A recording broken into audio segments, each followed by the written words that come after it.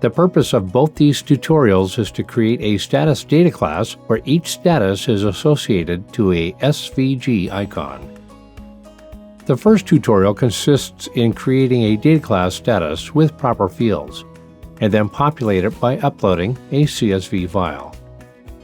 The second tutorial consists in uploading SVG icons into the data class to associate each status to its icon. Import CSV. 1. Retrieve the CSV file attached. It is a very simple CSV file listing status labels and code. 2. Now open the model editor and create a data class status. 3. On the status data class, add the following attributes. ID is created by default. Leave it as it is.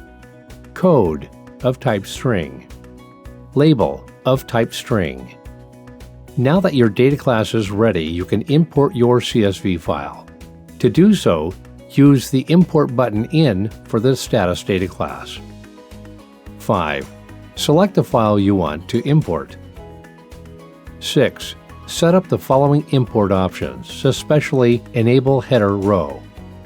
7. Now you can map the data class attributes with CSV file columns. Note that you can preview the import result. When done, click on Start Import. 8.